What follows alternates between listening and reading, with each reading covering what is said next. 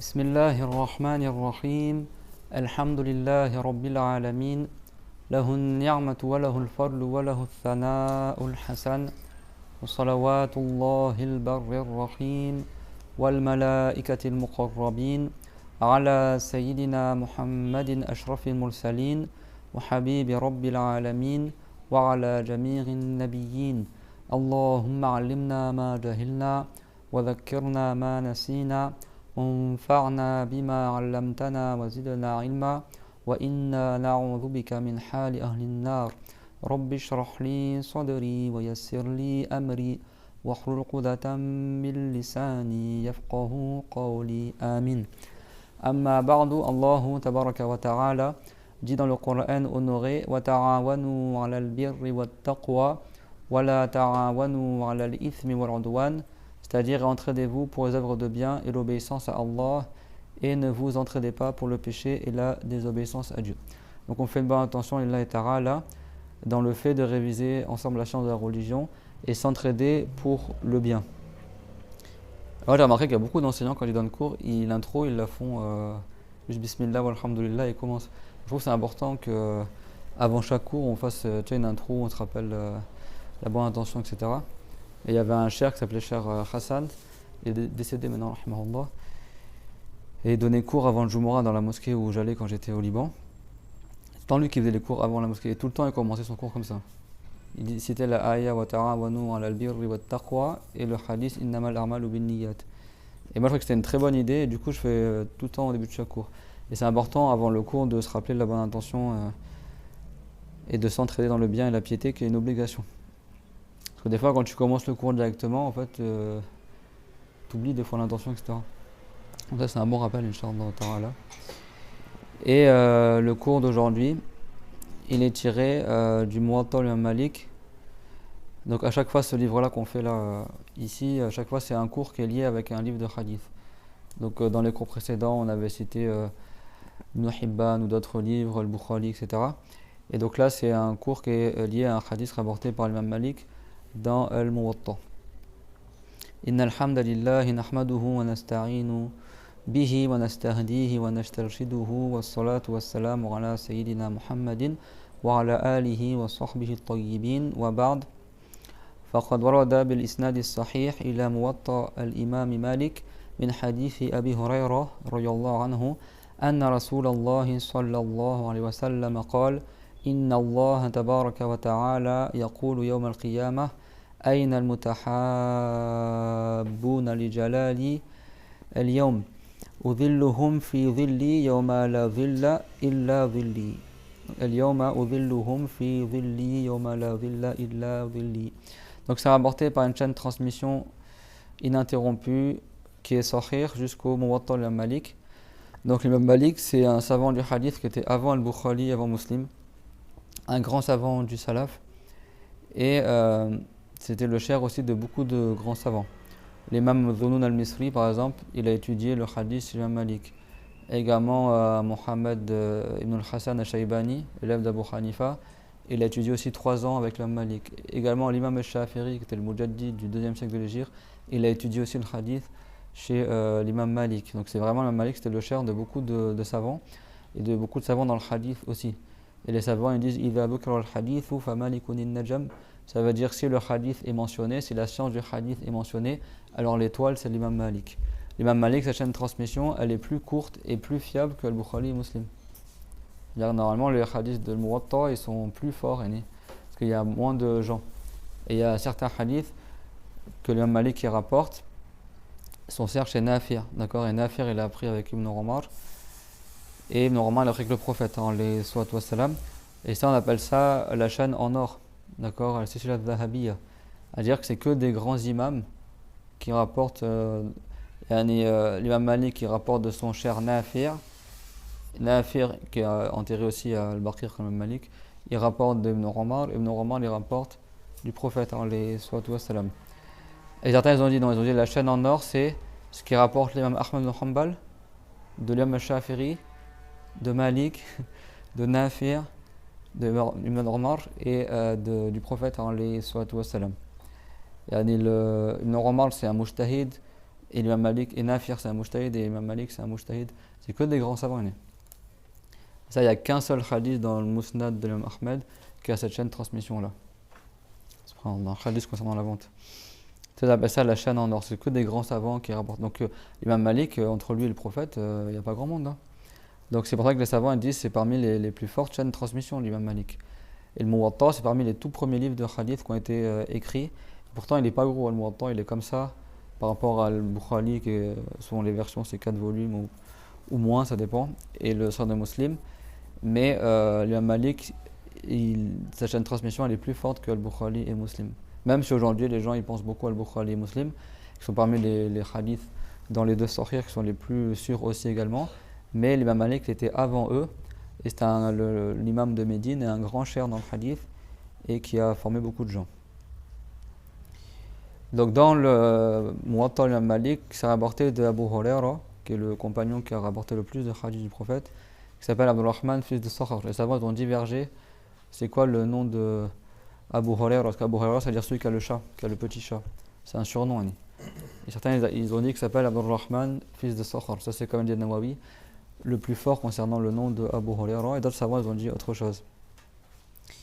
Et Abu Huraira, celui qui a rapporté le plus de hadiths du prophète, malgré le fait qu'il est resté avec le prophète que dans les dernières années de la vie du prophète. Il n'est pas resté le plus longtemps avec le prophète. C'est ça que le grand savant hanafite Mohammed al-Hassan al-Shaybani, lui c'est pareil, il a connu Abu Hanifa à la fin de la vie d'Abu Hanifa. Il est resté juste quelques années avec Abu Hanifa. Il était très jeune à cette époque-là, Abu Hassan. Et après Abu Hanifa il est mort et il a continué à apprendre avec les élèves d'Abu Hanifa. Et pourtant c'est lui qui a rapporté le plus de paroles d'Abu Hanifa. Alors que c'est celui qui a peut-être le moins vécu avec Abu Hanifa. Et c'est pareil, Abu Huraira, c'est le compagnon parmi les hommes qui ont le plus rapporté de hadith du prophète. Pourtant, c'est celui parmi ceux qui ont le moins vécu avec le prophète. Mais lui, dans les quelques années où il était avant la mort du prophète, il se privait de travailler, des fois de manger, etc., pour rester tout le temps avec le prophète Mohammed. Donc, même le prophète, il a fait des choses avec Abu Huraira qui ont fait qu'il n'a plus oublié les hadiths du prophète. Parce qu'Abu Huraira c'était plein au prophète qu'il entendait beaucoup de choses du prophète mais qu'il oubliait. Et le prophète, il a demandé à Abu Huraira de lui passer son châle. Et le prophète il l'a enroulé, il l'a serré, après il l'a redonné à Abu Huraira. Et après Abu Huraira a dit j'ai plus après oublié de hadith. Donc il a rapporté des milliers de hadiths au point que les gens, certains, limite ils critiquaient Abu Huraira pour ça. Il dit comment ça se fait que c'est tout le temps lui qui cite plus de détails que les autres. Il y a d'autres compagnons mais c'est toujours lui qui a plus, etc. Et donc lui il a dit moi je fais que appliquer la ayah, que celui qui tait la science il sera maudit quoi. Et il a dit voilà moi je reste avec le prophète en dépit de mon ventre et je me privais de manger pour rester avec le prophète. Alors que disaient les muhajiroun, ceux qui ont fait l'hégire, comme ils n'avaient pas de biens à Médine, ils s'étaient occupés à faire le commerce comme au Roman par exemple. Et les Ansar qui habitaient à Médine, ils avaient déjà des plantations, des palmeries, etc. Donc ils étaient occupés avec leurs dates et des choses comme ça.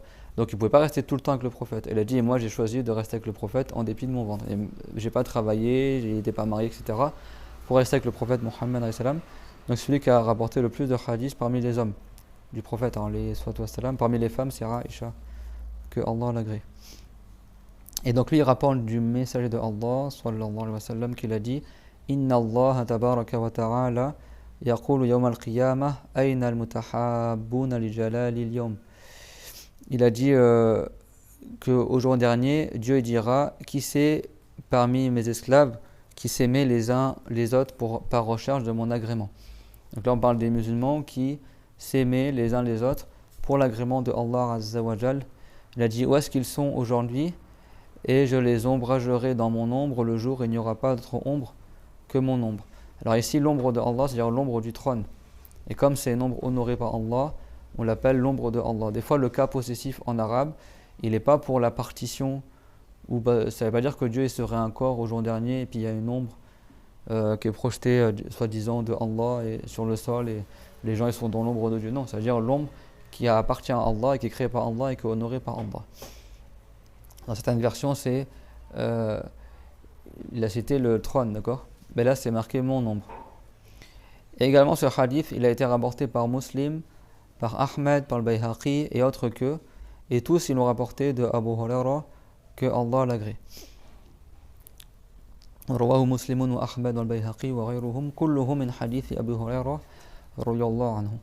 هذا الحديث فيه الترغيب في التحاب في الله، أي في أن يتحاب المسلمون بعضهم لبعض لله تعالى، لا لقرابة تجمعهم ولا لدنيا يريدونها بينهم أو يطمعون في تحصيلها من بعضهم، ولا لهوى من أهواء النفوس تجمعهم ولا لجاه، بل يتحابون لله وحده بأن يعين المؤمن أخاه على الخير وينصح كل منهما الآخر ولا يغشه ولا يخونه ولا يداهنه.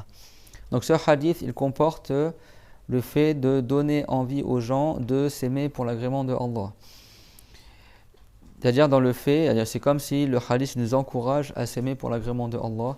C'est-à-dire dans le fait que les musulmans, ils s'aiment les uns les autres pour Allah. C'est-à-dire c'est pas ils s'aiment parce qu'ils ont des liens de parenté qui les rassemblent, ou alors pour une dunya qu'ils recherchent pour le travail par exemple, donc ils s'aiment bien parce qu'ils travaillent ensemble, ils veulent le même objectif dans la dunya, ni pour aussi des passions de l'âme qui les rassemblent, ils font des péchés ensemble ou des choses qui les rassemblent, ni pour le fait que un il est connu donc du coup il s'aime parce qu'il est connu ou parce qu'il a une réputation, etc. Non, mais c'est par le fait que le croyant il aide son frère à faire le bien, et chacun parmi les musulmans il se conseille mutuellement les uns les autres, et que ne trompe pas son frère ou sa sœur, ni qu'il le trahisse, et ni qu'il fait ce qu'on appelle mudahana. Mudahana en français on dit graisser la patte, c'est quand tu vas toujours dans le sens de la personne, tu vas toujours dans son sens, même quand il a tort, parce que par exemple c'est un chef d'État ou quelqu'un qui a une certaine réputation, tu fais toujours en sorte d'avoir son agrément, même s'il est injuste. Ça c'est haram, et beaucoup de gens tombent dans le péché à cause de ça. وفيه أيضا بشارة عظيمة للمتحابين في الله بأنهم يكونون يوم القيامة في ظل العرش يوم لا يوجد ظل إلا ظل العرش. Également dans ce hadith, il y a l'annonce d'une grande nouvelle, d'une bonne nouvelle éminente pour ceux qui s'aiment pour l'agrément de Allah, par le fait qu'ils seront au jour dernier à l'ombre du trône. Le jour, il n'y aura pas d'autre ombre que l'ombre du trône. لأن الله تعالى ينسف الجبال نسفا فتسير كالغبار الناعم فتتطاير في الهواء يحسبها الرائي شيئا جامدا وهي تمر مرا سريعا. قال الله تعالى وترى الجبال تحسبها جامدة وهي تمر مر السحاب. Là pourquoi ils ont un grand mérite ces gens-là? Parce qu'ils seront à l'ombre du trône le jour où il n'y a pas d'autre ombre que l'ombre du trône au jour dernier. Pourquoi? Parce que Dieu il va faire que les montagnes sur terre, elles vont être transformées en poussière très fine, au point que celui de loin, il va voir les montagnes, il va croire qu'elles sont encore debout, encore solides, et en fait elles sont en train de voltiger dans l'air rapidement. Parce que imaginez des montagnes qui font des milliers de mètres de haut, c'est comme ça, d'un coup elles se transforment en poussière. Elles ne vont pas directement s'envoler. Donc de loin tu vas croire qu'elles sont encore debout, et en fait elles sont en train de se disloquer, et après avec le vent elles vont s'envoler. Je l'ai dit, comme la laine que tu fais voltiger dans l'air. Mais au début, quand elle se transforme en poussière, imagine, ça fait des grains de poussière, des milliards et des milliards. Donc au début, tu vois une masse de loin, tu as l'impression qu'elles sont encore debout, et en réalité, elles sont en train de s'envoler, les montagnes. Elles vont se transformer en poussière. Mais celui qui les voit de loin, il va croire que c'est encore quelque chose de solide, alors qu'en réalité, elles sont en train de voltiger rapidement. C'est ça que Allah Ta'ala, dans Surat An-Naml, il a dit « وَتَرَى الْجِبَالَ تَحْسَبُهَا جَامِدَةً وَهِيَ تَمُرُّ مَرَّ السَّحَابِ » C'est-à-dire au jour dernier, tu verras les montagnes, tu penses qu'elles sont encore solides, alors qu'en fait, elles sont en train de passer rapidement. Alors certains ignorants, qu'est-ce qu'ils disent? Ils disent « Ah c'est une preuve que la Terre, elle tourne, soi-disant. » Parce qu'ils disent comment les montagnes, elles passent rapidement. En fait, dans la falsification de la Aya, soi-disant, ils comprennent, quand tu vois les montagnes de loin, tu as l'impression qu'elles sont immobiles, alors qu'en réalité, elles sont en train de voler. Donc il dit, ça prouve que la Terre, elle bouge, qu'elle tourne, parce que soi-disant, les montagnes, elles bougent. C'est pas ça du tout. Ça parle du jour dernier, qu'au jour dernier, la personne, elle verra les montagnes de loin, elle croit qu'elles sont encore solides, qu'elles sont encore bien debout, alors qu'en réalité, elles sont en train de s'envoler et de disparaître. C'est ça que ça veut dire. فَلَا يَبْقَى عَلَى وَجْهِ الْأَرْضِ جَبَلٌ وَلَا كَهْفٌ وَلَا شَجَرٌ يُسْتَظَلُّ بِهِ كُلٌّ بَارِزُونَ لِلشَّمْسِ. Donc il n'y aura pas au jour dernier sur la terre de montagnes, ni de grottes, ni d'arbres sur lesquels on pourra s'ombrager. D'accord? On pourra s'ombrager. et tout le monde sera exposé au soleil. Alors en quoi c'est un châtiment? Parce que ce jour-là, le soleil sera rapproché de la tête des gens et du coup ce sera une cause de châtiment. وَهِيَ تَكُونَ الشَّمْسُ فِي ذَلِكَ الْيَوْمِ. Dans les enfants, vous essayez d'écouter le cours. وَهِيَ تَكُونُ فِي ذَلِكَ الْيَوْمِ على قدر مِلْ من رؤوس الناس فمن شاء الله تبارك وتعالى به النجاة يعني النجاة من حر الشمس يجعله في ظل العرش لا يصيبه حرها. Parce que le soleil au jour dernier, il sera à la distance d'un mille. Alors le mille, les savants ont divergé. Certains ont dit que c'est une distance d'une demi-heure de marche. C'est pas loin quoi. Tu marches pendant une demi-heure. Le soleil, il a combien de temps il est loin le soleil de nous maintenant. Et malgré ça, il fait très chaud. Imagine s'il se rapproche à une distance d'une demi-heure de marche. Personne ne peut supporter la chaleur du soleil à ce moment-là. Et certains ont dit le mille, ça veut dire le bâtonnet par lequel tu mets le kohol dans les yeux. On appelle ça le mille aussi en arabe. Le mille, c'est le petit bâton que tu trempes dans le kohol, dans la poudre noire là, que tu mets dans les yeux là. C'est-à-dire à cette distance-là, de la tête des gens. Le fait est, c'est que le soleil, il va quitter. C'est que le soleil, Dieu l'a dit, que le soleil, il a un orbite qui lui est propre. Tout le temps, tous les jours, chaque année, le soleil, il a une course qui est différente en été et en hiver. C'est ça que Dieu il a dit qu'à lui appartient les orients et les occidents, parce qu'il y a plusieurs levées de soleil, plusieurs couchers de soleil en fonction de l'été et l'hiver. Mais le soleil, tout le temps, il revient dans la même course. En hiver, il est bas, après en été, il est haut, mais toujours, il revient dans les mêmes courses. C'est les anges qui tirent le soleil. Après, il se couche, il se relève, etc. Sauf au jour dernier, le soleil il va quitter son orbite habituelle et il va se rapprocher de la terre. Et là, tous ceux qui ne sont pas à l'ombre du trône, ils vont être châtiés par la chaleur du soleil, que ce soit des musulmans ou des non-musulmans. Parce qu'il n'y aura rien du tout pour s'ombrager. Ni des arbres, ni des montagnes, ni des vallées, ni des grottes. Donc tout le monde sera exposé au soleil, sauf ceux que Dieu a préservés de ce châtiment-là. Et donc le soleil sera rapproché de la distance d'un mille de la tête des gens. Et donc ceux pour qui Dieu il a voulu qu'ils seront préservés du châtiment du soleil, Dieu il fera qu'ils seront à l'ombre du trône. Et le trône également, il sera rapproché au jour dernier. Parce que le trône, il est où en ce moment? Au-dessus du paradis. D'accord? C'est pas Ahmed? Le trône, il sera au-dessus du paradis. Les enfants assistaient au cours. Le cours, il est pour tout le monde.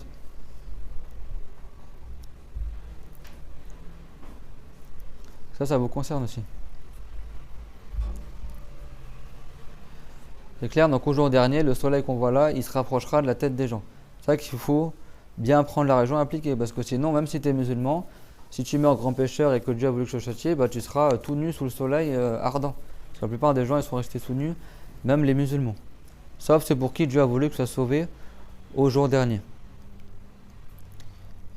Et donc ceux qui seront à l'ombre du trône, ils ne seront pas atteints par la chaleur du soleil. Vous savez que même au jour dernier, le prophète, quand il va se prosterner pour intercéder pour les musulmans qui seront châtiés au jour dernier, il va se prosterner sous le trône.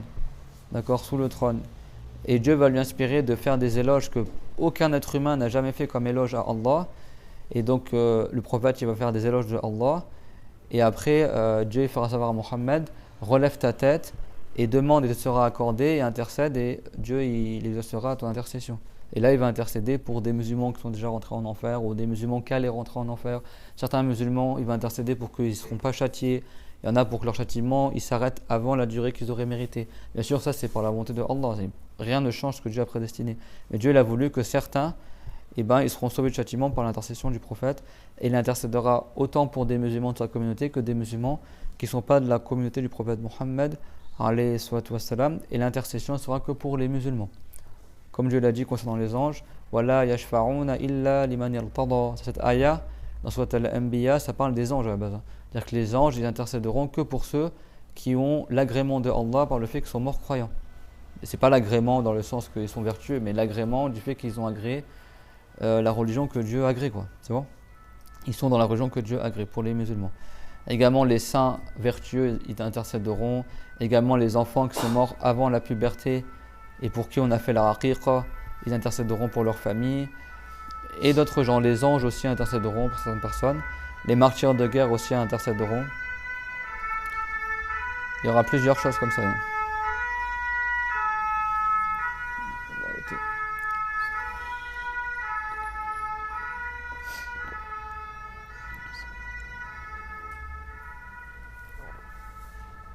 Ça, le thé à la menthe, les savants malikites, ils le citent dans leurs livres. Il y a beaucoup de profit pour la santé.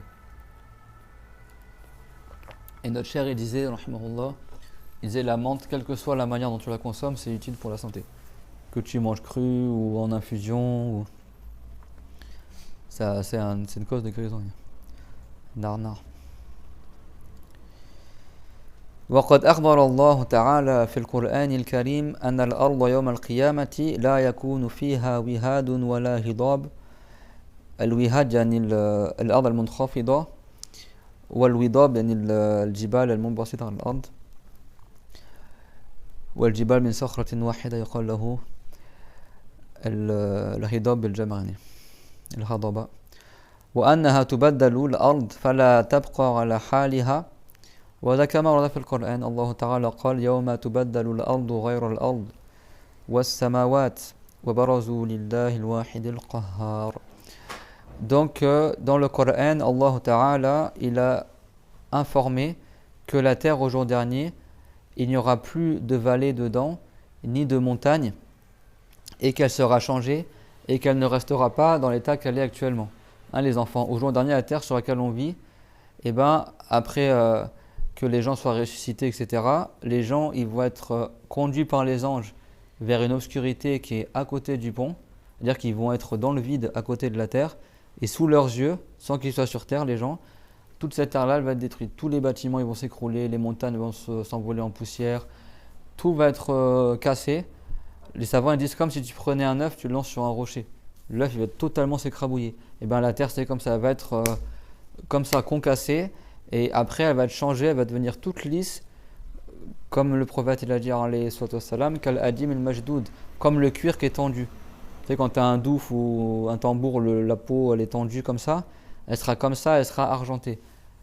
Kakhubzatin naqi, comme le pain j'allais dire libanais, et comme le pain arabe qui est tout blanc, tout lisse, tout plat, ce sera comme ça la terre au jour dernier. C'est-à-dire qu'il n'y aura aucun lesafia, alamun li ahad, il n'y aura aucune montagne, aucun relief pour personne.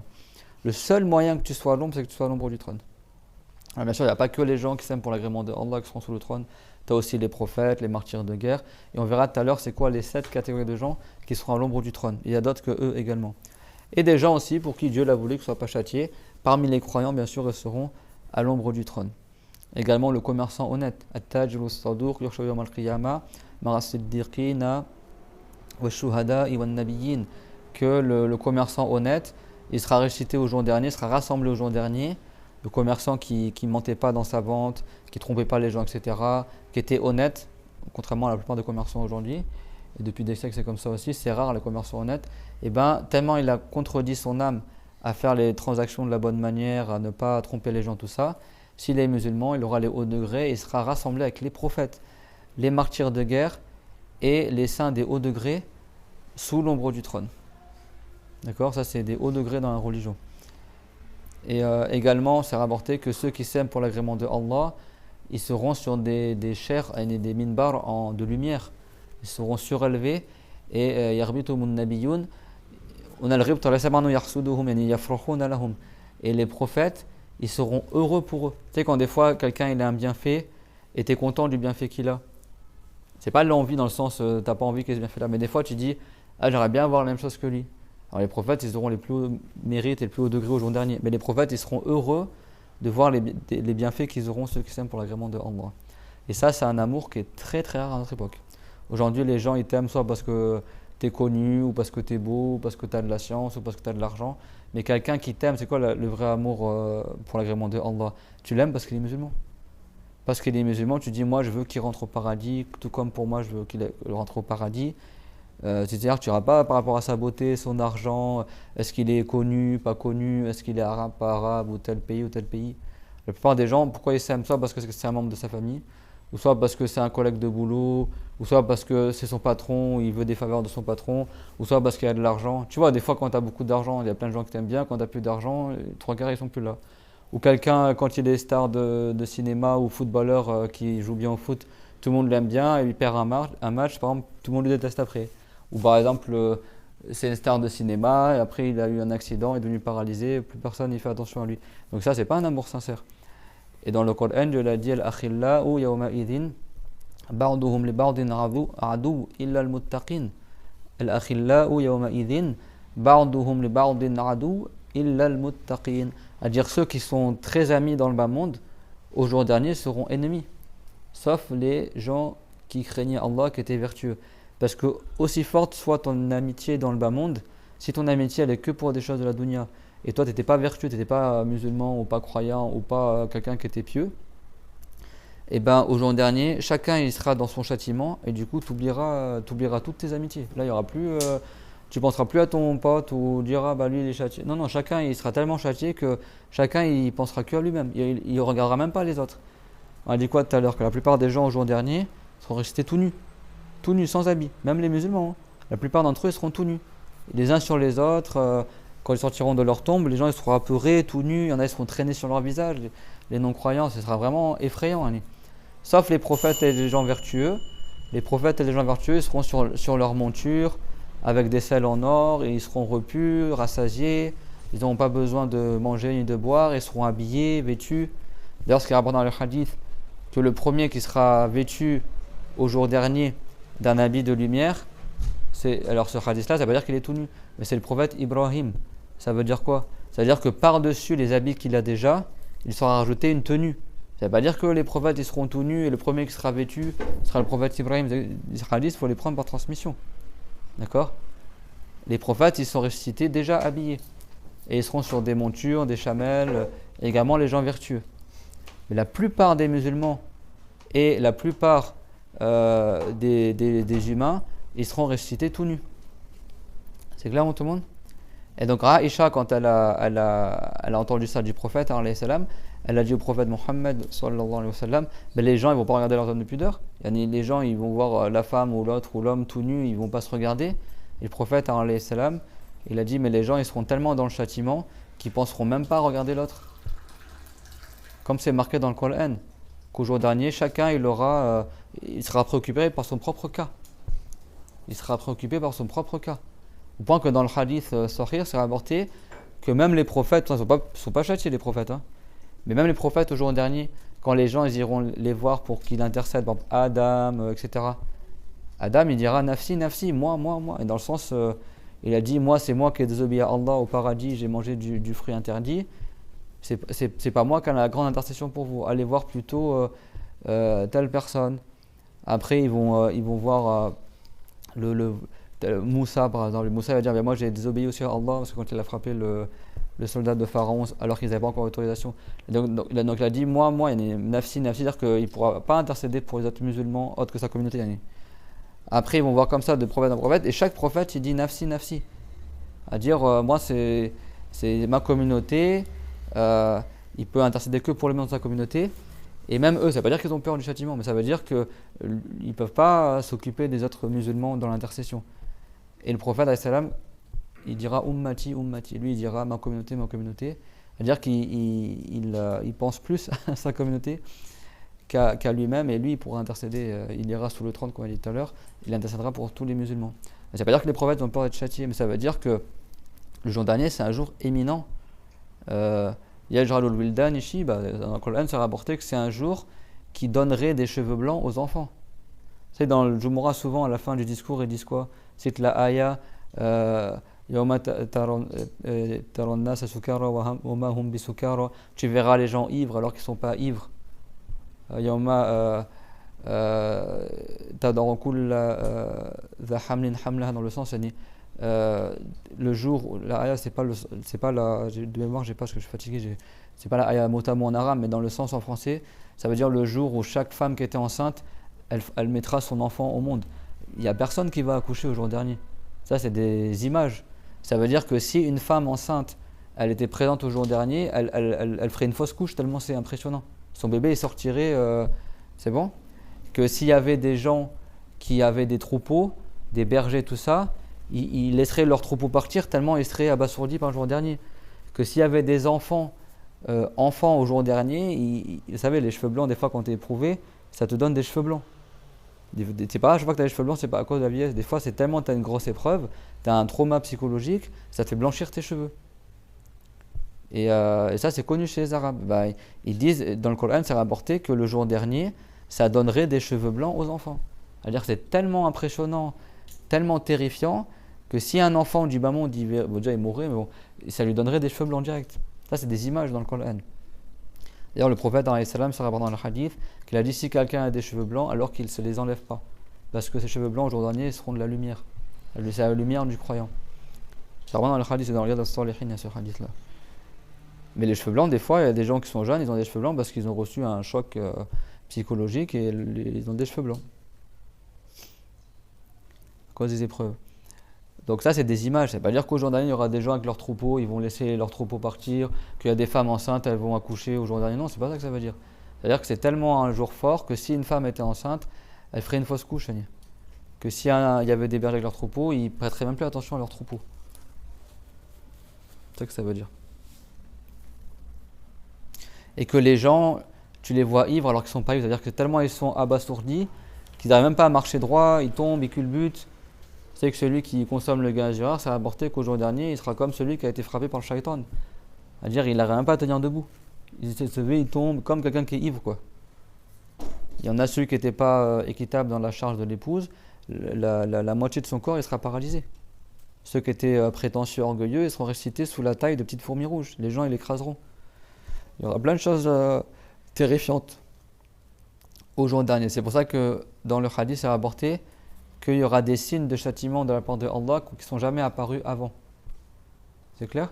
Mais si tu prends le hadith au sens propre, ça voudrait dire soi-disant, et ce n'est pas le sens qui est visé, que Dieu, il aura une colère qu'il n'aura jamais vue avant. Jamais eu avant. C'est bon? Ce n'est pas le sens qui est visé, je viens de dire. C'est bon? La colère de Allah, c'est-à-dire la volonté de châtier. C'est-à-dire que Dieu fera apparaître des châtiments qu'il n'a jamais fait apparaître auparavant. Ça ne veut pas dire que Dieu se mettra en colère plus que ce qu'il s'est mis en colère avant. Dieu n'est pas concerné par les sentiments. Radabullah, ça ne veut pas dire la colère de Dieu dans le sens du sentiment, ça veut dire la volonté que Dieu a de châtier. Au jour dernier, il y aura des châtiments que jamais personne n'a jamais vu dans le bas monde. La pire épreuve dans le bas monde, c'est rien par rapport à ce qui se passera au jour dernier.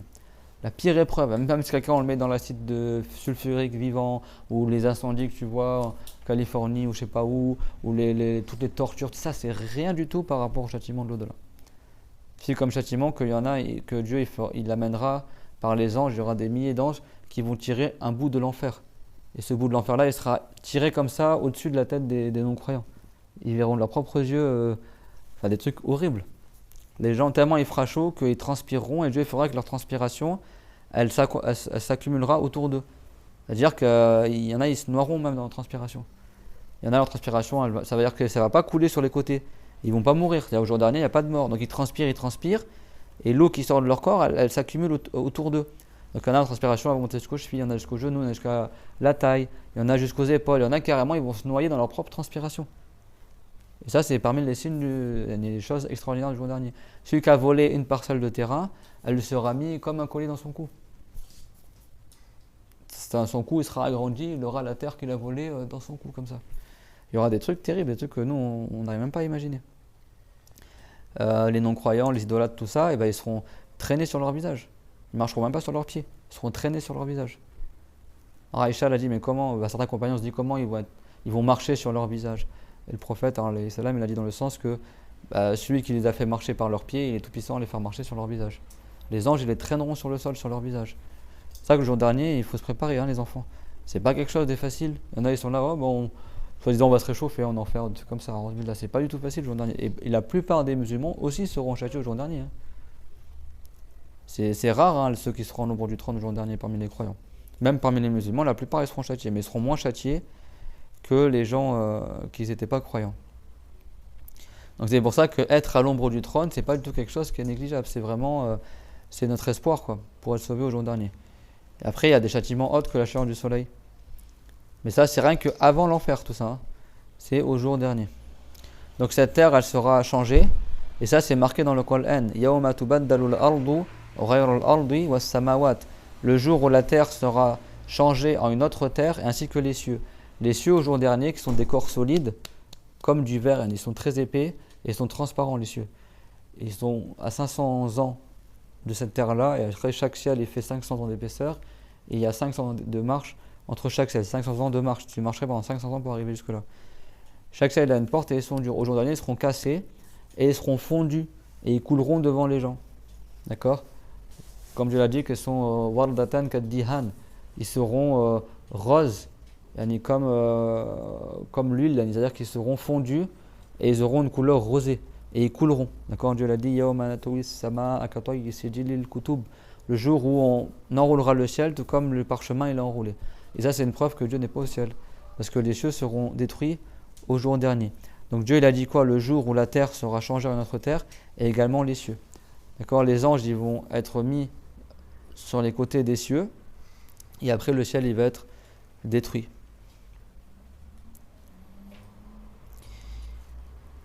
والمراد يوم القيامة إذا قام الناس لرب العالمين ودنت الشمس واشتد حرها وأخذهم العرق فلا ظل هناك لشيء إلا للعرش. Et donc ce qui est visé par ce jour-là, c'est le jour dernier. Donc ce qui est visé par ce jour-là, c'est le jour où les gens seront debout pour le Seigneur des mondes. Vous savez que Yawm al-Qiyamah, c'est-à-dire le jour où les gens seront debout. Et ça, c'est tiré du Coran, Yawma yaqumun nasu li rabbil alamin, Surat al-Mutaffifin. Dieu l'a dit, Ala yadhunnu ulaika annahum mab'uthun li yawmin 'azim, Yawma yaqumun nasu li rabbil alamin. Concernant justement, on a parlé tout à l'heure de ceux qui trompent dans la vente, Dieu l'a dit, Wailun lil mutaffifin, grand châtiment pour ces musulmans ou les non-musulmans qui trompent les gens dans la vente. Et après, il a dit dans la suite de la ayah, il a décrit ce qu'ils faisaient, etc. Et dans la suite, après, il a dit, ces gens-là ne savent-ils pas qu'ils seront un jour ressuscités pour un jour éminent, le jour où les gens se tiendront debout pour le Seigneur des mondes. Et il sera debout en étant interrogé par Allah. Et donc c'est pour ça qu'on l'appelle le jour de la position debout, Yawm al-Qiyamah. Qiyam en arabe, c'est quand tu es debout. C'est ça qu'on appelle ça Yawm al-Qiyamah. Parce que c'est le jour où les gens seront debout pour être interrogés par Allah. Et ce jour-là, où le soleil il va se rapprocher des gens, où la chaleur du soleil va devenir encore plus intense et que les gens ils transpireront beaucoup, sauf les gens qui ne seront pas châtiés, et ben il n'y aura pas d'ombre au jour dernier, ce jour-là, si ce n'est l'ombre du trône. La seule ombre qu'il y aura, c'est l'ombre du trône. Donc c'est vraiment ceux qui seront sauvés au jour dernier de ce châtiment-là, ce sera ceux qui seront sous l'ombre du trône. ومعنى قول الله تبارك وتعالى ظلي أي الظل الذي خلقته وشرفته وكرمته فإضافة الظل إلى الله تعالى إضافة ملك. Donc ce qui est visé par la parole du prophète dans le hadith rapporté par Malik au début du cours, quand il a dit mon ombre, dhilli, ça veut dire l'ombre que Dieu il a créée, dire l'ombre, c'est comme si Dieu disait mon ombre, c'est-à-dire l'ombre que j'ai créée, l'ombre que j'ai honorée, l'ombre à laquelle j'ai accordé un mérite. Donc ici, le fait que l'ombre soit attribuée à Allah, ça veut dire que Dieu serait un corps avec une ombre, mais c'est une attribution d'honorification et de possession, ce qu'on appelle idafatu milk wa tashrif, c'est-à-dire qu'on dit que c'est l'ombre de Dieu dans le sens que c'est l'ombre qui appartient à Allah et c'est l'ombre qui est honorée par Allah. Wal arshu lam yuhsa Allah tabaraka wa ta'ala fihi wal malaikatu alladhina la yuhsi adadahum illa Allah hafuna min hawlihi yusabbihuna bihamdi rabbihim. Et le trône qui sera donc rapproché au jour dernier et descendu, aucun péché n'a été fait sur le trône, donc c'est aussi honoré par Allah le trône. Et donc cette ombre-là sous l'ombre du trône, c'est une ombre dans laquelle il n'y a pas de péché, il n'y aura que des gens qui sont préservés du châtiment, et le trône lui-même, il n'a été jamais souillé par des péchés. Et qui c'est qui entoure le trône? C'est les anges. On ne dit pas que Dieu il est sur le trône. C'est qu'Abu Mansur al-Bardadi, qui était un grand savant chaférite, il y a 900 ans, il a écrit un livre qui s'appelle Al-Farq Bayn al-Firaq, et dans ce livre, il a rapporté l'unanimité de tous les savants musulmans que Dieu n'est pas circonscrit dans une place et qui n'est pas soumis au temps. Que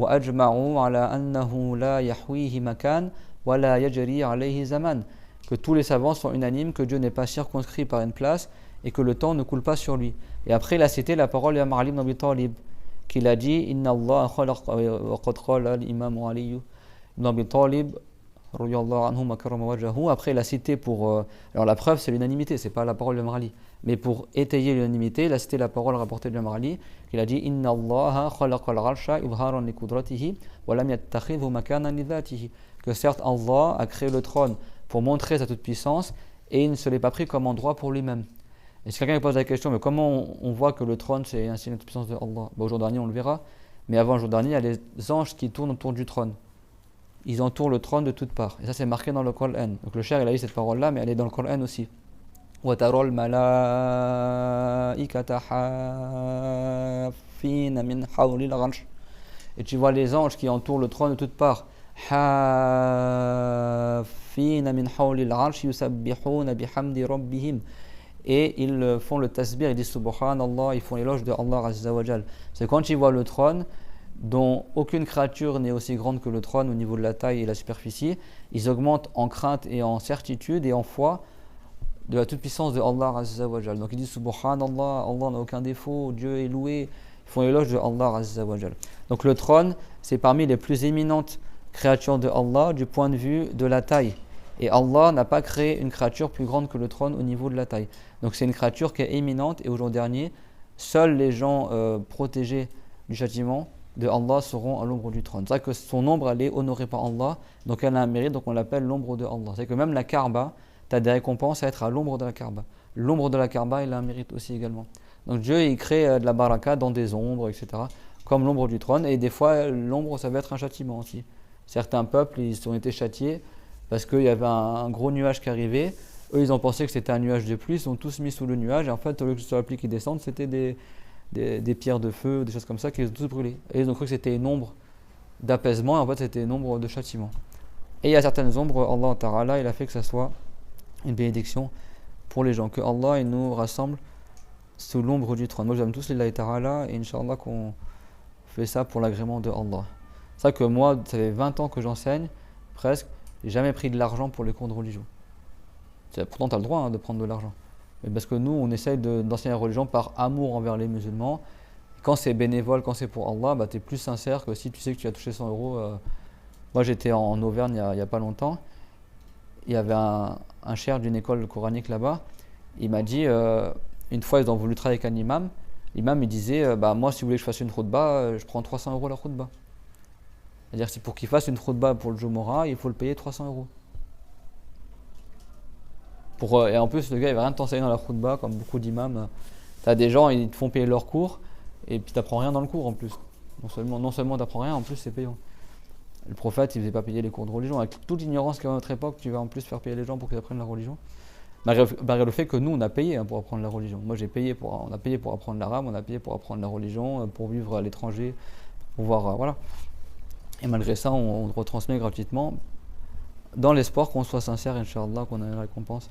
Et ça fait partie de l'amour, lillahi ta'ala, à part si tu le fais pour que les gens fassent ton éloge, tout ça, mais si tu le fais sincèrement, c'est une cause aussi d'union entre les musulmans, parce que la relation que tu as avec les gens à travers les cours de religion, elle est plus forte, même entre mari et femme, quand tu donnes cours à ta femme, ou la femme elle donne cours au mari, ou quand tu as des amitiés dans les cours de religion, c'est plus fort qu'une amitié au travail, ou une amitié au foot, ou une amitié...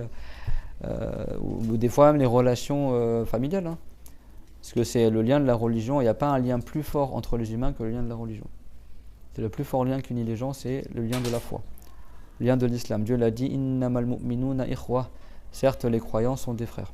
Donc c'est pour ça qu'il faut qu'on cultive cet amour-là pour être à l'ombre du trône au jour dernier. Il n'y aura pas que ces gens-là qui seront à l'ombre du trône, comme on va le voir maintenant, Inch'Allah, mais c'est parmi les causes. Rien que le fait, même si quelqu'un fait des péchés, etc., mais il meurt musulman, et lui il aimait son frère ou sa sœur en islam pour l'agrément de Allah, pas parce qu'il est beau ou elle est belle ou il est riche ou elle est riche ou il est populaire, juste parce qu'il est musulman ou elle est musulmane, il veut le paradis pour elle tout comme il veut le paradis pour lui, et ils s'entraident dans le bien, et ils ont un amour sincère. Vous savez qu'une fois il s'est rapporté qu'il y avait un homme, il est sorti pour aller visiter son frère. Il a fait un petit voyage comme ça pour aller visiter son frère. Et là Dieu l'a envoyé un ange. Et l'ange, il a pris l'apparence humaine et s'il m'a marché avec la personne. Et il a dit, pourquoi tu voyages? Elle a dit, moi je suis juste sorti de chez moi pour aller visiter mon frère que j'aime. Et l'ange lui a dit, Dieu est agréé pour le fait que tu es sorti visiter ton frère. Juste le fait que tu es sorti. Et dans certains hadiths, c'est rapporté que celui qui sort pour rendre visite aux musulmans, il y a un ange qui sort avec lui et qui dit, Tubta wa tabat mamshaka. Il lui dit, tu es bon et ta marche elle est bonne. Et Dieu, il lui donne un jardin au paradis. Ça, c'est juste si tu sors de chez toi, c'est pas pour aller embêter le frère ou la sœur, juste tu l'aimes, lillahi ta'ala, tu sors pour aller visiter. Là, on est venu pour un cours, mais si tu m'attends d'aller au cours, plus de visiter les frères, tu vois, pour montrer l'amour, pour resserrer les liens, tout ça, c'est des récompenses au jour dernier, mashallah, si tu fais avec une bonne intention. وللحديث رواية بإسناد جيد عند أحمد من حديث العرباض بن سارية مفسرة لهذا الحديث. Comme on a vu tout à l'heure, dans le hadith, je lui ai dit mon ombre, Dhilli.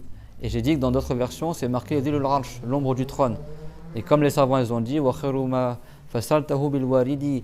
La meilleure manière d'expliquer un texte, c'est par un autre texte. Donc ici, c'est pas les savants de leur tête, ils ont dit que l'ombre de Dieu, c'est l'ombre du trône. C'est parce qu'il y a d'autres versions où c'est marqué que c'est l'ombre du trône. Donc tu as une version avec une bonne chaîne de transmission du même hadith qui est rapporté par l'imam Ahmed, mais du hadith du compagnon Al-Irbad ibn Sariya. Al-Irbad ibn Sariya, c'était un compagnon vertueux. Et lui, quand il était... après, il était dans les pays du Sham. Et quand il était âgé, une fois, il était dans la mosquée des Omeyyades, au Sham. Et il était âgé, il a dit Allahumma...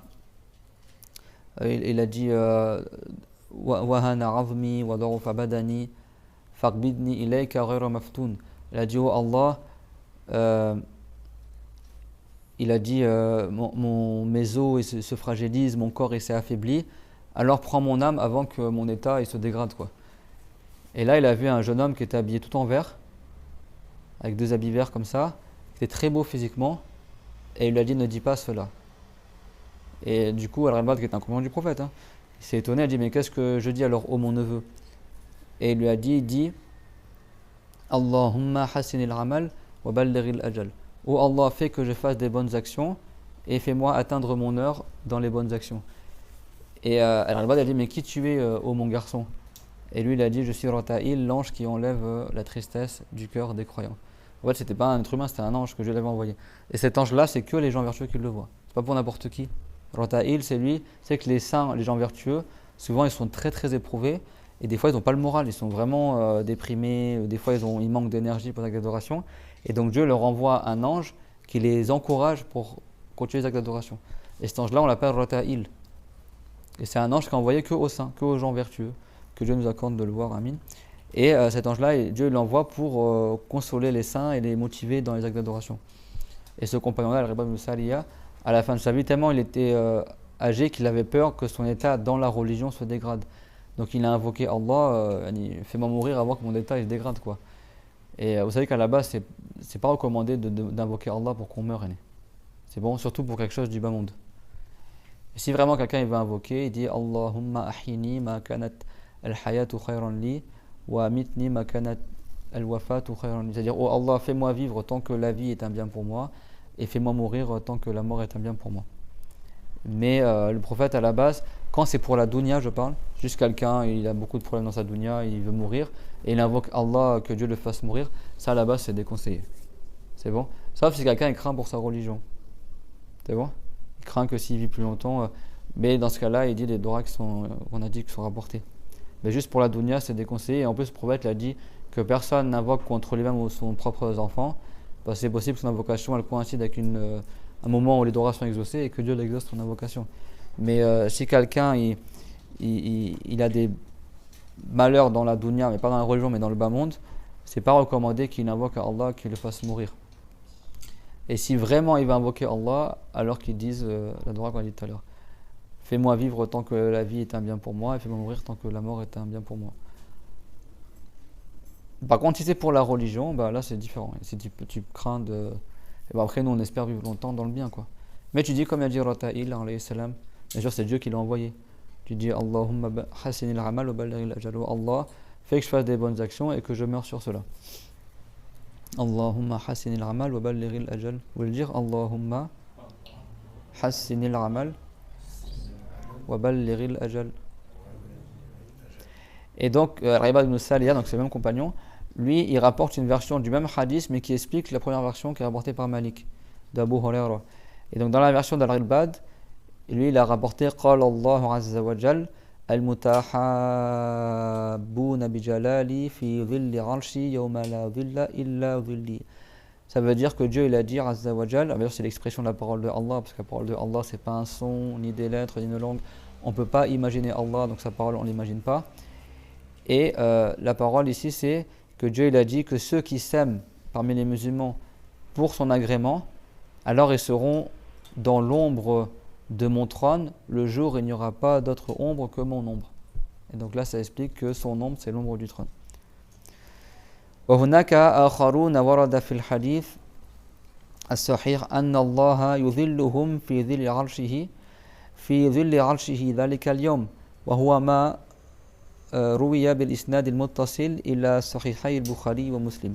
Et il y a d'autres personnes également dont il est rapporté dans le hadith sahih que Allah les ombragera sous l'ombre du trône. Donc on a cité qui pour l'instant? Depuis le début du cours, on a cité ceux qui s'aiment pour l'agrément de Allah Azza wa Jal, et également le commerçant honnête, c'est bon? Et dans d'autres hadiths, c'était d'autres personnes également.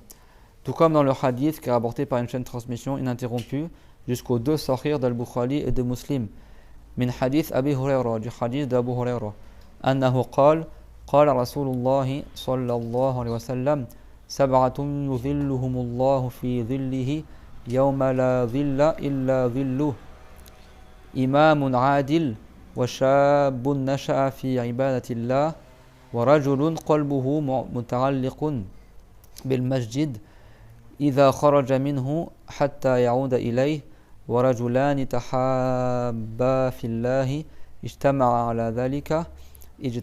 على ذلك وتفرق عليه ورجل ذكر الله خاليا ففاضت عيناه ورجل دعته ذات حسب وجمال فقال إني أخاف الله ورجل تصدق بصدقة فأخفاها حتى لا تعلم شماله ما تنفق يمينه. Et donc dans d'autres hadiths, comme celui qui est rapporté par le Bukhari Muslim, le prophète alayhi salatu wassalam, il a cité d'autres personnes qui seront également à l'ombre du trône.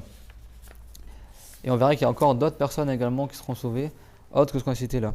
Donc il a dit Sab'atun yudhilluhumullahu fi dhillihi yawma la dhilla illa dhilluh. Il a dit il y a 7 types de personnes, 7, d'accord, qui seront ombragées par Allah dans son ombre. Le jour, il n'y aura pas d'autre ombre que son ombre. Donc c'est-à-dire quoi son ombre ici? L'ombre du trône, d'accord. Imamun adil, un imam qui est juste, d'accord, ou un gouverneur. Imam, des fois, ça veut dire le gouverneur, bon. Vous savez que le prophète, alayhi salatu wassalam, dans certains hadiths, il a dit al-irafatu haqqun wal-rafa'u fin-nar.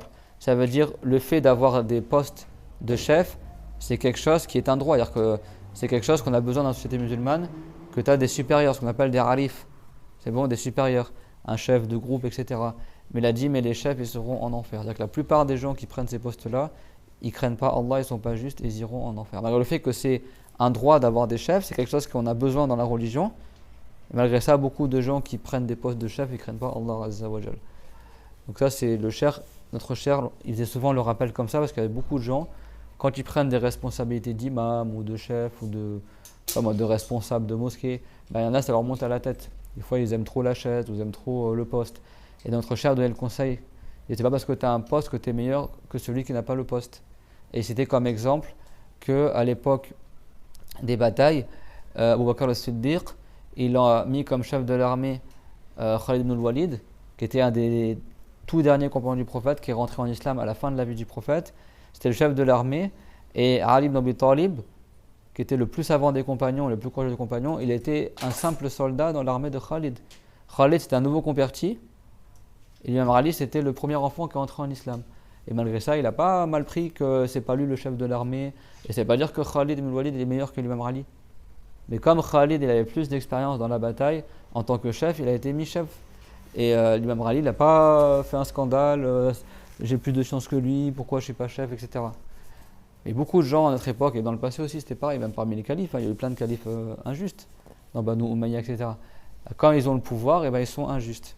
Donc parmi les gens qui seront à l'ombre du trône, il y a un imam qui est juste, d'accord, qui craint Allah même dans son poste qu'il a reçu.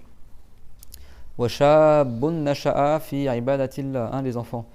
Et le jeune personne qui a grandi dans l'obéissance à Allah. Vous les enfants, si vous grandissez dans l'obéissance à Allah, dans le fait d'apprendre la religion bien appliquée, vous faites la prière, vous êtes gentil avec vos parents, etc. Et vous grandissez dans ça, Inch'Allah, vous serez à l'ombre du trône. C'est-à-dire vous ne serez pas châtié au jour dernier. Ça, c'est important de se rappeler. وَرَجُلٌ قَلْبُهُ مُتَعَلِّقٌ بِالْمَسْجِدِ. Et certains disent مُعَلَّقٌ بِالْمَسَاجِدِ. Après, il y a plusieurs versions. Un homme dont son cœur est attaché à la mosquée. Une fois qu'on va à la mosquée, quelqu'un, il aime aller à la mosquée. C'est une mosquée de bien, pas les mosquées d'égarés, les fausses mosquées où tu as des gens égarés comme les anthropomorphistes ou autres. Une vraie mosquée sunnite, et lui, quand il sort de la mosquée, il se languit de retourner à la mosquée jusqu'à qu'il revienne à la mosquée. Son cœur, il est attaché à la mosquée. Donc ça veut dire que nous, si tu vois que tu n'es pas comme ça, il faut s'éduquer aussi nous-mêmes. Le prophète alayhi salam, il a dit que l'un d'entre vous n'aura pas une foi complète jusqu'à que les penchants de son cœur soient conformes à ce que le prophète il a amené. C'est-à-dire même tes passions du cœur, si tu tends vers des choses qui ne sont pas louables dans la religion, tu corriges tes penchants pour qu'après, au final, même tes penchants du cœur, ils pendent vers ce que Dieu agrée. Si quelqu'un est un peu réticent à aller à la mosquée, ben, il se force à aimer d'aller à la mosquée pour éduquer son cœur. Après, il aime aller à la mosquée. Surtout quand c'est des mosquées de bien, où il y a des cours de religion, il y a la prière, il y a la baraka, etc. C'est vrai que c'est important aussi de ramener les enfants à la mosquée, mais pas avant 3 ans. Avant 3 ans, c'est déconseillé de ramener les enfants à la mosquée. Parce qu'ils peuvent, déjà, ils peuvent perturber les gens, mais aussi ils peuvent avoir des najasa, et soit il vomit le bébé, ou il urine, des choses comme ça. Donc, c'est déconseillé, d'accord? Si tu ramènes des enfants, à partir de 3 ans, tu les ramènes. Pas qu'ils perturbent les gens. Le fou et l'enfant, on ne le ramène pas à la mosquée. Si l'enfant est trop petit ou le fou, on ne ramène pas à la mosquée. Ou pas qu'il perturbe les gens ou qu'il salisse la mosquée. Moi, sinon, si l'enfant il a plus de 3 ans et qu'il ne perturbe pas les gens, c'est bien de le ramener à la mosquée. Donc, si quelqu'un a le cœur attaché à la mosquée et il est musulman, même si quelqu'un a juste une des caractéristiques qu'on a dit, il sera sur le mur du trône au jour dernier, Inch'Allah. وَرَجُلَانِ تَحَابَّا فِي اللَّهِ. Et 2 hommes, alors 2 hommes ou 2 femmes, ou un homme et une femme, qui s'aiment pour l'agrément de Allah, ils se sont rassemblés pour leur amour, ils s'aiment mutuellement pour l'agrément de Allah, et ils se sont séparés sur ça. C'est-à-dire que dans le bas monde, c'est dans ça, et ils sont morts sur ça. Également, ils seront à l'ombre du trône. Ces 2 personnes-là qui s'aimaient, comme on a vu tout à l'heure, ils seront à l'ombre du trône. وَرَجُلٌ ذَكَرَ اللَّهَ خَالِيًا فَفَاضَتْ عَيْنَاهُ. Et un homme, alors ici un homme, c'est-à-dire un homme ou une femme. C'est vrai que des fois, rajul, ça veut dire forcément l'homme. Dieu il a dit, voilà al-araf et rijal. Sur les araf, les murs en forme de crête là, qui sont entre le paradis et l'enfer, ceux qui ne rentrent pas au paradis parmi les premiers, ils attendent sur un mur. Ceux qui ont les bonnes actions et les mauvaises actions à égalité dans la balance au jour dernier, que c'était musulmans, ils ne vont pas rentrer au paradis parmi les premiers et ils n'iront pas en enfer. Donc ils attendent sur un mur, vous savez ça. Ces murs-là, on appelle ça l'araf, c'est-à-dire les crêtes. Parce que c'est des murs comme des crêtes de cheval, c'est comme des crinières, ça fait comme... d'un côté il y a le paradis, de l'autre côté il y a l'enfer. Ils attendent sur ce mur-là. Et donc Dieu l'a dit, sur ce mur-là il y a des hommes. Ça veut dire il n'y a pas que des hommes, il y a des femmes aussi. Mais, donc là dans le hadith, si c'était rajul, ça veut pas dire que c'est que pour les hommes. C'est cette catégorie-là. Donc une personne, un homme, qui a évoqué Allah quand il était tout seul, et ses yeux, ils ont pleuré. Et ça, notre cher, il disait, même si ça t'arrive qu'une fois dans ta vie. Si tu es tout seul, personne te voit hormis Allah et les anges, bon, tu es tout seul quoi, donc tu es loin d'être insincère, et par exemple tu dis la ilaha illallah, Allahu Akbar, et tellement tu glorifies Allah et tu as de l'amour pour Allah, que en évoquant Allah, tu as pleuré. Et ça c'est très dur, il faut vraiment que tu sois sincère, par crainte de Allah, etc. Et bah, si tu as pleuré comme ça, par amour envers Dieu, par glorification de Allah, juste en évoquant Allah, même si ça t'arrive qu'une fois dans ta vie, tu as la bonne nouvelle de mourir musulman et d'être à l'ombre du trône. C'est pour ça que c'est important quand tu fais du zikr aussi d'apprendre la signification. Ça veut dire quoi Allah, ça veut dire quoi Subhanallah, Allahu Akbar. Comme ça quand tu évoques Allah, tu te rends présent dans ton cœur le sens Ar-Rahman, Ar-Rahim, que Dieu est tout miséricordieux, très miséricordieux, pardon, que Dieu est tout puissant, et de cultiver cette crainte-là, cette glorification, le khushu'. Et quand tu évoques Allah, si tu arrives à pleurer, eh ben, c'est une très bonne chose. C'est vrai que c'est rapporté dans le hadith que le prophète alayhi salam, il a dit dans le sens idha qara'tumul Qur'an fabku, ça veut dire si vous restez le Coran, alors pleurez. Fa idha lam tabku fatabakaw, ça veut dire et si tu n'arrives pas à pleurer, alors force-toi à pleurer. Vous avez compris ou pas?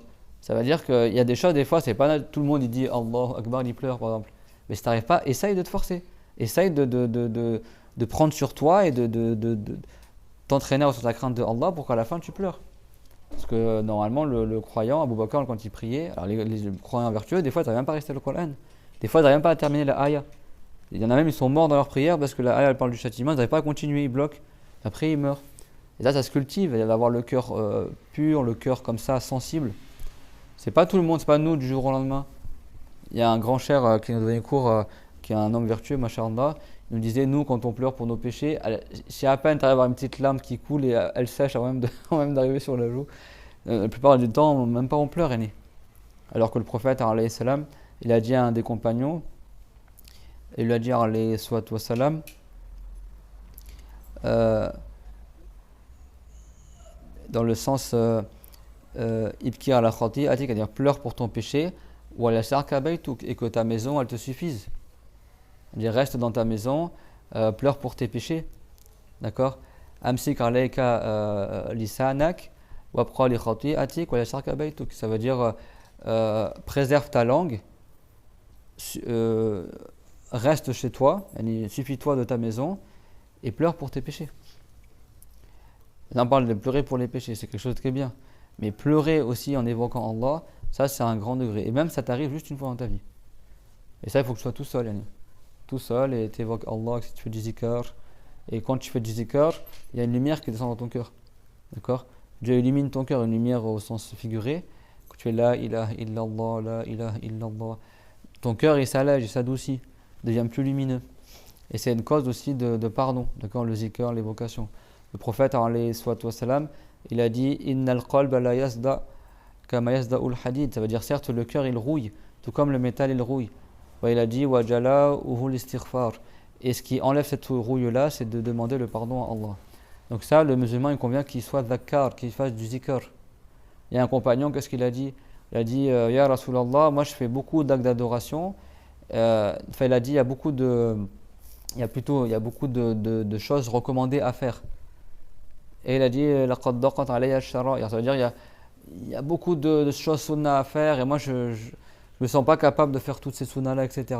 Donc il a demandé le conseil au prophète alayhi salam, quelque chose de facile de sunnah, de recommander, mais qui est facile à faire parce qu'il se sentait un peu dépassé entre le jeûne sunnah, les prières sunnah, etc. Et le prophète, qu'est-ce qu'il lui a dit? Il lui a dit la yazalu lisanuka rutban min dhikrillah, que ta langue soit toujours humide d'évoquer Allah. Et quand tu étudies les hadiths, tu vois que le prophète, pour chaque situation, il avait du zikr. Quand il se lève, il dit Bismillah. Quand il s'assoit, il dit Bismillah. Quand il mange, il dit Bismillah. Que quand il va dehors, il y a une invocation à dire. Quand il rentre chez lui, il y a une invocation à dire. Quand tu es malade, tu dis ça. Quand tu bouges dans ton lit, tu dis une certaine parole. Quand tu te réveilles le matin, tu as une parole à dire. Quand tu vas dormir le soir. Les savants, ils disent, dans le hadith, que le prophète, il évoquait Allah à chaque moment de sa vie.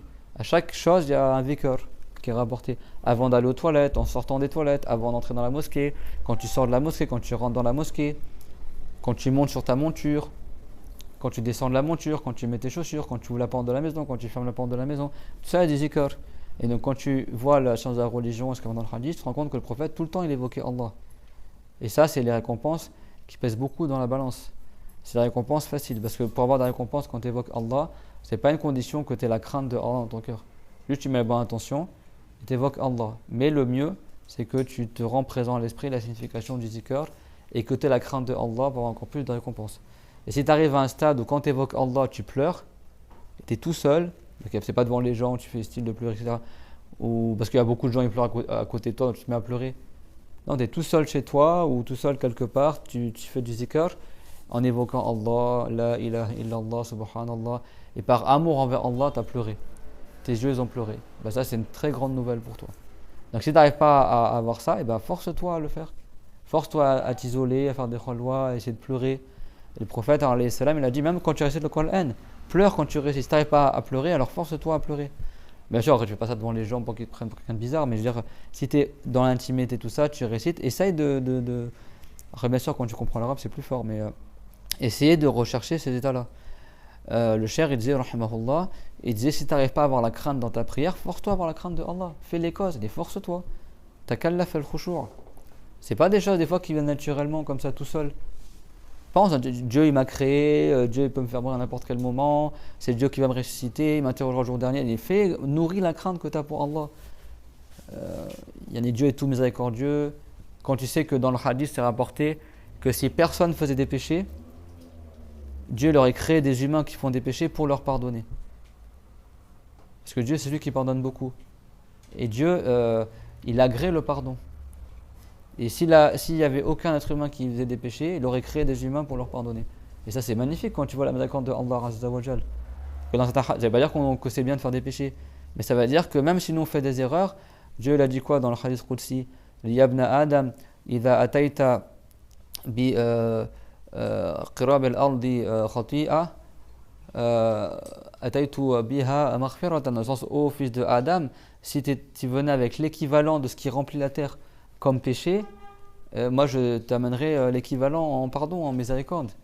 Il dit même si tes péchés ils atteindraient la cime des cieux, et Dieu est tout puissant à pardonner tous tes péchés. Et quand tu sais ça, ton amour il augmente pour Allah Azza wa Jal. Donc nous on est, comme Dieu l'a dit, yad'una rabbahum khawfan wa tama'a. D'accord, tatajafa junubuhum anil madaji', que les gens vertueux, leur corps il se décolle leur côté se décolle du lit, ils se lèvent la nuit pour faire des actes d'adoration. Yad'una rabbahum khawfan wa tama'a, et ils invoquent leur Seigneur par crainte de son châtiment et par espoir de sa miséricorde. Le musulman dans le bas monde est entre les deux. Vous savez que c'est un devoir, d'accord, de ne pas se laisser aller à faire des péchés en se reposant sur la miséricorde de Allah, ou également d'avoir trop la crainte de Allah en disant je vais être forcément châtié, et d'oublier que Dieu il va te pardonner. Le mieux c'est que tu sois entre les deux, d'accord, entre la crainte et l'espoir. Et quand tu sens que tu vas mourir, tu fais prévaloir l'espoir de sa miséricorde. Dans le Coran, Dieu l'a dit, yad'una rabbahum khawfan wa tama'a, que les gens vertueux ils invoquent leur Seigneur avec la crainte et l'espoir. Wa mimma razaqnahum yunfiqun, et à partir de ce que Dieu leur a accordé comme subsistance, ils donnent aux gens. Et après il a dit quoi Allah Ta'ala en parlant des gens vertueux? Il a dit fala ta'lamu nafsum ma ukhfiya lahum min qurrati a'yunin jazaa'an bima kanu ya'malun, que la personne elle sait pas, le cœur de la personne il n'arrive pas à imaginer qu'est-ce que Dieu leur a réservé comme bienfait au paradis en rétribution des bonnes actions qu'ils faisaient. Donc quand tu sais ça, ton amour il augmente pour Allah Azza wa Jal. Mais cette crainte-là et cet amour pour Allah, il ne viendra que par la science. Tu n'apprends pas la religion, tu ne sais pas tout ça. Donc tu ne pourras pas nourrir cette crainte-là. Donc si quelqu'un, vous savez qu'il y a deux yeux qui ne seront pas touchés par le feu de l'enfer. Vous vous rappelez c'est quoi? Dans d'autres hadiths c'est rapporté.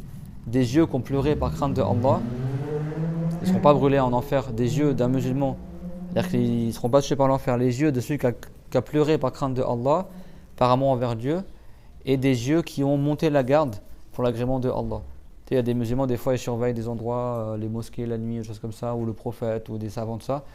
Et les musulmans qui montent la garde comme ça, ils surveillent la nuit pour protéger les musulmans. Inch'Allah, leurs yeux ne seront pas touchés par le feu de l'enfer. Il y a plein de hadiths, c'est pas tout dans ce hadith-là, mais il y a beaucoup de choses. C'est des actes, des fois, qu'aux autres, tu penses, c'est pas beaucoup, en réalité, c'est des causes pour pas aller en enfer. Donc, on a cité quoi? C'est quoi les 7 qui seront à l'ombre du trône? Notez-les hein, si vous voulez. On a dit quoi? Le premier, c'est un imam Radil, d'accord, qui est juste. Un jeune homme ou jeune femme qui a grandi dans l'obéissance à Allah, dans l'adoration de Dieu. Un homme, une personne dont son cœur est attaché à la mosquée, lorsqu'il sort de la mosquée, jusqu'à qu'il revienne jusqu'à la mosquée. Deux hommes ou deux personnes qui sont aimés pour l'agrément de Allah, et se sont quittés sur cela, se sont rassemblés sur ça et quittés sur cela. Un homme qui a évoqué Allah tout seul, et ses yeux se sont mis à pleurer, donc ça fait 5.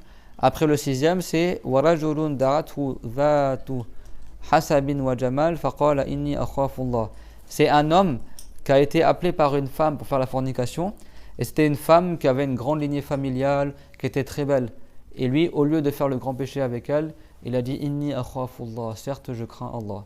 Et il n'a pas accepté de faire la fornication avec elle. Lui également a la bonne nouvelle de rentrer au paradis et de ne pas être châtié et sera à l'ombre du trône. Bien qu'on dit à l'ombre du trône, dire qu'il rentrera au paradis parmi les premiers, quoi, parce qu'il n'est pas châtié au jour dernier. Donc là c'est le 6e. Et le 7e c'est warajulun tasaddaqa bi sadaqa fa akhfaha hatta la ta'lama shimaluhu ma tunfiqu yaminuhu. Et un homme ou une personne qui a fait une aumône mais qui l'a dissimulée au point que sa main droite, elle sait pas, au point que sa main gauche, elle ne sait pas qu'est-ce que sa main droite a donné. C'est que pour la récompense de l'aumône, il faut que tu donnes de la main droite. Si tu fais du zikr, ou tu donnes une aumône, ou tu écris par exemple la religion, il faut que tu fasses tout de la main droite, sinon tu n'as pas de récompense. Et beaucoup ils prennent la soupra avec la main gauche. Tu n'as pas de récompense à faire le zikr avec la soupra, ou avec les doigts. Il faut que tu fasses la main droite. Si même quand tu manges de la main droite. Si tu écris la science de la religion, pour que tu aies de récompense, il faut écrire de la main droite. Sauf si tu es gaucher et que tu n'arrives pas à écrire avec la main droite, tu as une excuse. Ou l'ordinateur, tu as une excuse aussi. Et également, quand tu donnes une aumône, si tu la donnes de la main gauche sans excuse, tu n'as pas de récompense pour ton aumône. Tu donnes de la main droite. Également, quand tu donnes à manger à quelqu'un, quand tu donnes à un invité ou quand tu prends le cadeau, ou tu donnes le cadeau, c'est avec la main droite. C'est bon? Et quand tu sers les gens, tu commences par la droite. Quand tu rentres dans la mosquée, tu rentres du pied droit. Quand tu mets tes chaussures, tu commences par la droite. Ça, c'est des récompenses. Le prophète, tout ce qui est honorable, il le faisait en commençant par la droite. Le wudu, le roussoul, tu lèves d'abord le côté droit, etc. Kana yuhibbu tayammuna fi sha'nihi kullihi. Ça va dans le hadith que le prophète alayhi salam, il aimait la droiture, entre guillemets, commencer par la droite dans toutes les choses de bien. Et les choses qui sont sales, tout ça, tu fais avec la gauche. Comme le fait d'aller aux toilettes, de se nettoyer après les toilettes. Quand tu rentres dans les toilettes, tu rentres du pied gauche. Quand tu rentres dans un endroit où il y a beaucoup de péché, tu rentres avec le pied gauche. Quand tu touches quelque chose qui est sale, tu touches avec la main gauche, etc. C'est bon? Et donc quand tu fais une aumône, tu donnes la main droite. Ben, tellement lui, il a caché son aumône, ça c'est une image, que sa main gauche, elle n'a pas vu qu'est-ce que sa droite donnait. Ça veut dire quoi? Ça veut pas dire qu'il y en a qui vont quoi, ils mettent la main gauche dans le dos. C'est pas ça que ça veut dire. C'est-à-dire que c'est une image pour dire que tellement il a été discret que même son autre main, elle n'est pas au courant qu'il a donné avec la main droite. Ça c'est une image pour dire qu'il a fait son aumône discrètement. Souvent les musulmans à l'époque du salaf, qu'est-ce qu'ils faisaient? Ils donnaient les aumônes la nuit. Où les pauvres ils avaient des trous dans leur porte ou dans leur maison et les gens ils donnaient les aumônes à travers la porte la nuit sans que personne ne le voit. Alors certains, comme Zayn el-Rabidin ou d'autres, ils mettaient un tissu autour de son visage. Ils enroulaient un turban sur son visage pour pas qu'on voit qui c'est et les aumônes la nuit par exemple. Donc ça, c'est beaucoup de récompenses. Et celui qui fait ça également, il sera sous l'ombre du trône. Sincèrement, en dissimulant son aumône. Et ça ne veut pas dire que c'est mauvais forcément de montrer ton aumône. Si quelqu'un il montre son aumône pour faire le fier, c'est haram et il n'a pas de récompense, qu'il n'est pas sincère pour que les gens fassent son éloge. Mais si toi tu fais exprès de faire une aumône à la mosquée devant les gens par exemple, pour que les gens ils prennent exemple sur toi. Par exemple, toi tu es un imam ou tu es quelqu'un que les gens ils respectent, ou tu as tes enfants, et exprès tu fais une aumône devant eux pour que leur enseigner de faire des aumônes, là tu as des récompenses, à montrer ton aumône. Il y a des cas où c'est recommandé de montrer ton aumône. Et également, c'est rapporté par une chaîne de transmission ininterrompue. ورد بالإسناد المتصل إلى صحيح مسلم من حديث عبادة ابن الصامت رضي الله عنه أن رسول الله صلى الله عليه وسلم قال من أنظر معصرا أو وضع عنه أظله الله في ظله. Et c'est rapporté aussi par une chaîne de transmission ininterrompue jusqu'au Sahih de Muslim du hadith de Ubada, fils de As-Samit, que Dieu l'agrée, que le messager de Allah sallallahu alayhi wa sallam a dit Man anzara mu'sira, c'est-à-dire si quelqu'un il a prêté de l'argent ou il a une créance sur quelqu'un et qu'est-ce qu'il a fait? Il a patienté pour que l'autre lui rembourse. Il n'a pas nuit, tu me donnes mon argent alors que l'autre il n'a pas les moyens de rembourser. Ou alors il a carrément pardonné la dette, même si c'est une partie de la dette, et ben il sera sous l'ombre du trône également. C'est qu'en islam, si quelqu'un il s'est endetté auprès de toi et mais après il n'a pas les moyens de rembourser maintenant, tu n'as pas le droit de le nuire pour dire j'ai appelé la police, tu me rends ma dette, sinon je te casse la figure ou tout comme ça. Tu dois patienter. Et c'est même recommandé que tu pardonnes une partie de la dette, voire toute la dette. Moi des fois on faisait ça avec un frère quand j'étais dans les pays du Cham. Des fois je voulais acheter à manger ou lui voulait acheter à manger, exprès je lui prêtais de l'argent ou lui me prêtait de l'argent, et après on dit je te pardonne la dette. Exprès pour qu'on soit dans ce hadith là. C'est vrai que si toi tu as une dette sur... Des fois les gens ils sont très riches, ils n'ont pas besoin que tu rembourses la dette. Après les dettes c'est un droit après, c'est pas... tu dois être remboursé normalement.